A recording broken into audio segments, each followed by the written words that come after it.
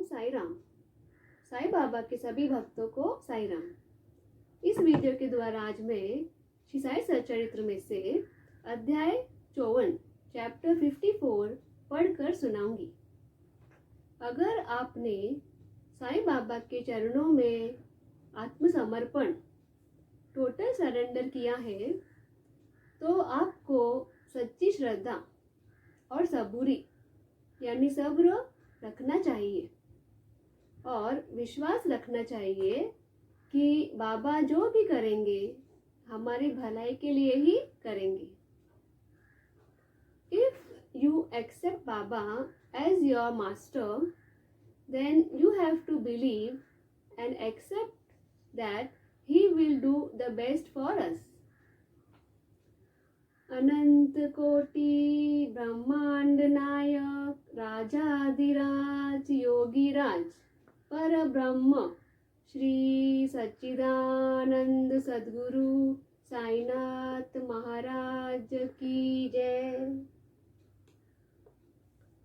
अध्याय 54 साई चर्चा करते प्राण त्यागे। काका साहेब दीक्षित ब्राह्मण परिवार में पैदा हुए थे। ग्रेजुएट की डिग्री हासिल कर LLB की परीक्षाएं में उत्तीर्ण हुए। सन 1909 से पहले तक बाबा की कीर्ति उनके कानों तक नहीं पहुंची थी, परंतु इसके पश्चात वे शीघ्र ही बाबा के परम भक्त बन गए। जब वे लोनावला बम्बई पूना मार्ग पर हिल स्टेशन में निवास कर रहे थे तो उनकी भेंट अचानक अपने पुराने मित्र नाना साहेब चांदोरकर से हुई। दोनों ही इधर उधर की चर्चाओं में समय बिताते थे। काका साहेब ने उन्हें बताया कि जब वे लंदन में थे तो रेलगाड़ी पर चढ़ते समय कैसे उनका पैर फिसला तथा कैसे चोट आई, इसका पूर्ण विवरण सुनाया। नाना साहेब ने उनसे कहा कि यदि तुम इस लंगड़ेपन तथा कष्ट से मुक्त होना चाहते हो तो मेरे सद्गुरु श्री साईं बाबा की शरण में जाओ। उन्होंने बाबा का पूरा पता बताकर बाबा के कथन को दोहराया कि मैं अपने भक्त को 7 समुद्र पार से भी उसी प्रकार खींच लूंगा जिस प्रकार की एक चिड़िया को जिसका पैर रस्सी से बंधा हो खींचकर अपने पास लाया जाता है।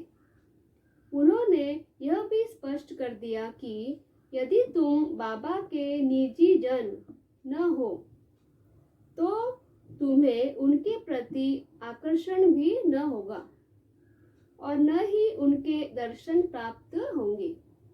काका साहेब को ये बातें सुनकर बड़ी प्रसन्नता हुई और उन्होंने कहा कि वे शिरडी जाकर बाबा से प्रार्थना करेंगे कि शारीरिक अपंगता के बदले उनके चंचल मन को अपंग बनाकर परमानंद की प्राप्ति कराए।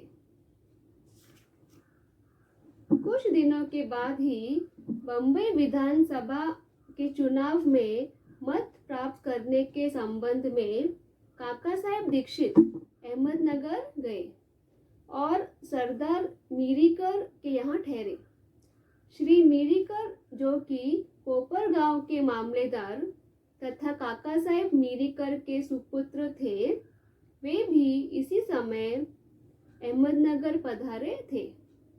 चुनाव का कार्य समाप्त होने के पश्चात काका साहेब दीक्षित शिरडी जाना चाहते थे। यहाँ पिता और पुत्र दोनों ही घर में विचार कर रहे थे कि काका साहेब के साथ भेजने के लिए कौन सा व्यक्ति उपयुक्त होगा और दूसरी ओर बाबा अलग ही ढंग से उन्हें अपने पास बुलाने का प्रबंध कर रहे थे। श्यामा के पास एक तार आया कि उनकी सास की हालत गंभीर है और उन्हें देखने वे शीघ्र ही अहमदनगर आए। बाबा से अनुमति प्राप्त कर श्यामा ने वहां जाकर अपनी सास को देखा, जिनकी स्थिति में अब सुधार हो चुका था। नाना साहेब पानसे तथा अप्पा साहेब गर्दे की दृष्टि अचानक श्यामा पर पड़ी। उन्होंने श्यामा से मीरीकर के घर जाकर काका साहेब दीक्षित से भेंट करने तथा उन्हें अपने साथ शिरडी ले जाने को कहा। संध्या समय श्यामा मीरीकर के घर आए। मीरीकर ने श्यामा का काका साहेब दीक्षित से परिचय करा दिया और फिर ऐसा निश्चित हुआ कि काका साहेब दीक्षित श्यामा के साथ रात 10 बजे वाली गाड़ी से कोपरगांव रवाना हो जाए। इस निश्चय के बाद ही एक विचित्र घटना घटी। मीरीकर ने बाबा के एक बड़े चित्र पर से पर्दा हटाकर काका साहेब दीक्षित को उनके दर्शन कराए, तो उन्हें यह देखकर आश्चर्य हुआ कि जिनके दर्शनार्थ मैं शिरडी जाने वाला हूँ, वे ही इस चित्र के रूप में मेरे स्वागत हेतु यहाँ विराजमान है। तब अत्यंत द्रवित होकर वे बाबा की वंदना करने लगे। यह चित्र मेघा का था और कांच लगाने के लिए मीरीकर के पास आया था। दूसरा कांच लगवाकर उसे काका साहेब दीक्षित तथा श्यामा के हाथ वापस शिरडी भेजने का प्रबंध किया गया। 10 बजे से पहले ही स्टेशन पर पहुंचकर उन्होंने द्वितीय श्रेणी का टिकट ले लिया। जब गाड़ी स्टेशन पर आई तो द्वितीय श्रेणी का डिब्बा खचाखच भरा हुआ था। उसमें बैठने को तिल मात्र भी स्थान न था। भाग्यवश ट्रेन के गार्ड साहेब काका साहेब दीक्षित की पहचान के निकल आए और उन्होंने इन दोनों को प्रथम श्रेणी के डिब्बे में बैठा दिया। इस प्रकार सुविधा पूर्वक यात्रा करते हुए वे कोपरगांव स्टेशन पर उतरे। स्टेशन पर ही शिरडी को जाने वाले नाना साहेब चांदोरकर को देखकर उनके हर्ष का परावार न रहा। शिरडी पहुंचकर उन्होंने द्वारका माई में जाकर बाबा के दर्शन किए।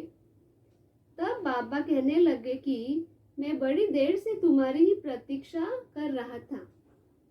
श्यामा को मैंने ही तुम्हें लाने के लिए भेज दिया था। इसके पश्चात काका साहेब दीक्षित ने अनेक वर्ष बाबा के साथ में व्यतीत किए। उन्होंने शिरडी में एक वाड़ा, दीक्षित वाड़ा बनवाया, जो उनका प्रायः स्थायी घर हो गया। बाबा ने उन्हें आश्वासन दिया था कि अंत समय आने पर बाबा उन्हें विमान में ले जाएंगे, जो सत्य निकला। तारीख 5 जुलाई सन 1926 को वे हेमाडपंत के साथ रेल से यात्रा कर रहे थे। दोनों में साईं बाबा के विषय में बातें हो रही थी। वे श्री साईं बाबा के ध्यान में अधिक तल्लीन हो गए।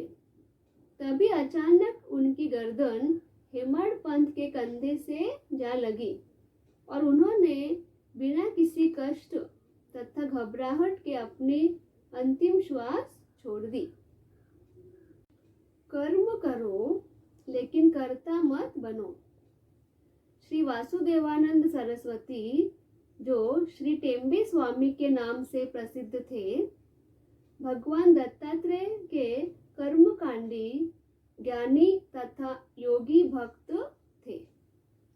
नांदेड़ के एक वकील अपने मित्रों के साथ उनसे भेंट करने आए और वार्तालाप करते करते श्री साईं बाबा की चर्चा में चल पड़ी।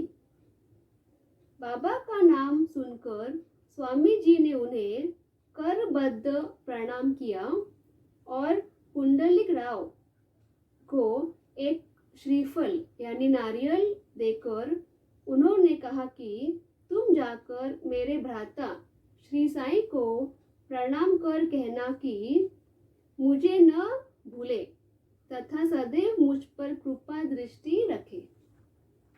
उन्होंने यह भी बतलाया कि सामान्यतः एक स्वामी दूसरे को प्रणाम नहीं करता, परंतु यहाँ विशेष रूप से ऐसा किया गया है। श्री पुंडलिक राव ने श्रीफल लेकर कहा कि मैं इसे बाबा को दे दूंगा तथा आपका संदेश भी कह दूंगा। 1 महीने के पश्चात ही पुंडलिक राव अन्य मित्रों सहित श्रीफल लेकर शिरडी रवाना हुए। जब वे मनमाड़ पहुंचे तो प्यास लगने के कारण एक नल पर पानी पीने गए। खाली पेट पानी न पीना चाहिए, यह सोचकर उन्होंने कुछ चिवड़ा खाने को निकाला, जो खाने में कुछ अधिक तीखा सा प्रतीत हुआ। उसका तीखापन कम करने के लिए किसी ने नारियल फोड़कर उसमें खोपरा मिला दिया और इस तरह उन लोगों ने चिवड़ा स्वादिष्ट बनाकर खाया। अभाग्यवश जो नारियल उनके हाथ से फूटा वह वही था जो स्वामी जी ने पुंडलिक राव को बाबा को भेंट में देने को दिया था। शिरडी के समीप पहुंचने पर उन्हें नारियल की याद आई। उन्होंने यह जानकर बड़ा दुख हुआ कि भेंट स्वरूप दिए जाने वाला नारियल ही फोड़ दिया गया है। डरते डरते और कांपते हुए वे शिरडी पहुंचे और वहां जाकर उन्होंने बाबा के दर्शन किए। बाबा ने सर्वप्रथम पुंडलिक राव से कहा कि मेरे भाई की भेजी हुई वस्तु लाओ। उन्होंने बाबा के चरण पकड़कर अपना अपराध स्वीकार करते हुए अपनी गलती के लिए उनसे क्षमा याचना की। वे उसके बदले में दूसरा नारियल देने को तैयार थे, परंतु बाबा ने यह कहते हुए उसे अस्वीकार कर दिया कि उस नारियल का मूल्य इस नारियल से कई गुना अधिक था और उसकी पूर्ति इस साधारण नारियल से नहीं हो सकती। फिर वे बोले कि अब तुम कुछ चिंता न करो, मेरी ही इच्छा से वह नारियल तुम्हें दिया गया तथा मार्ग में फोड़ा गया है। तुम स्वयं में कर्तापन की भावना क्यों लाते हो?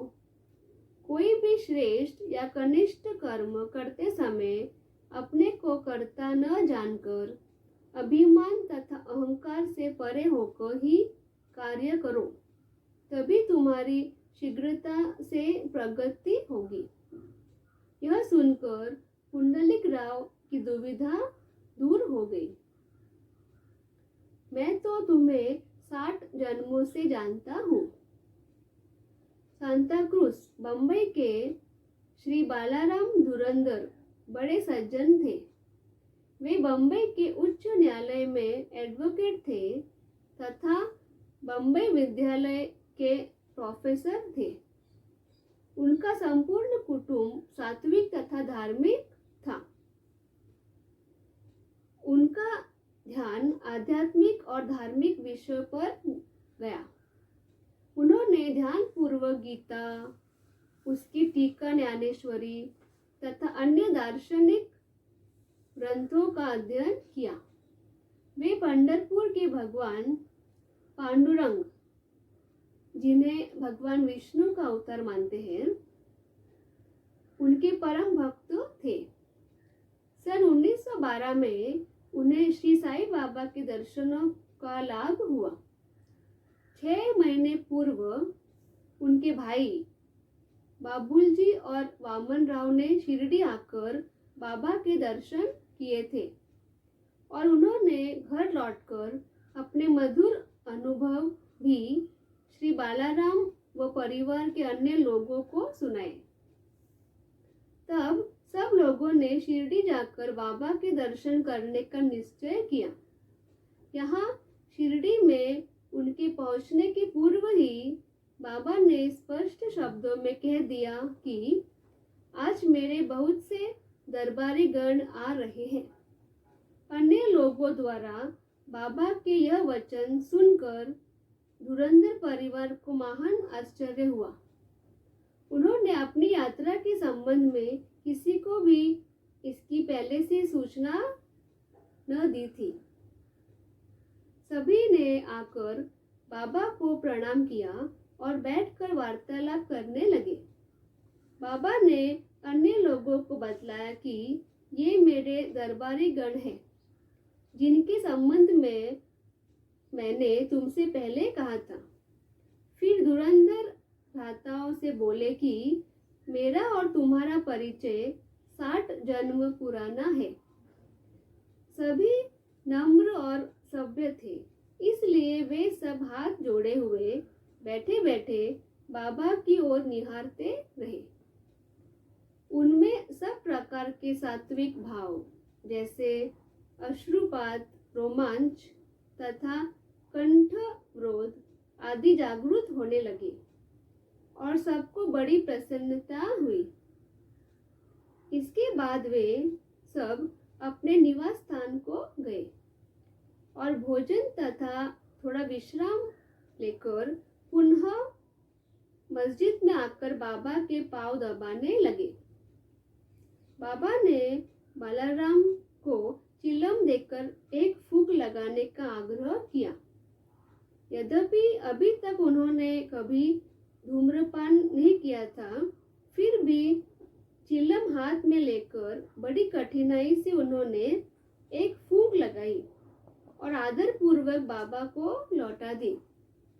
बालाराम के लिए तो यह अनमोल घड़ी थी। वे 6 वर्षों से श्वास रोग से पीड़ित थे, पर चिलम पीते ही वे रोग मुक्त हो गए। उन्हें फिर कभी यह कष्ट न हुआ। बाबा ने चिलम के माध्यम से उनका यह रोग दूर कर दिया था। बालाराम गुरुवार के दिन शिरडी आए थे। भाग्यवश उसी रात्रि को उन्हें चावड़ी उत्सव देखने का अवसर मिल गया। आरती के समय बालाराम को चावड़ी में बाबा का मुख मंडल भगवान पांडुरंग सरीखा दिखाई पड़ा। दूसरे दिन काकड़ आरती के समय उन्हें बाबा के मुखमंडल की आभा पुनः अपने परम इष्ट भगवान पांडुरंग यानी विष्णु के अवतार के जैसी ही दिखाई दी। यहाँ पर अध्याय 54 समाप्त हुआ। Thanks for watching. Baba bless you all with his love and affection. Om Sai Ram.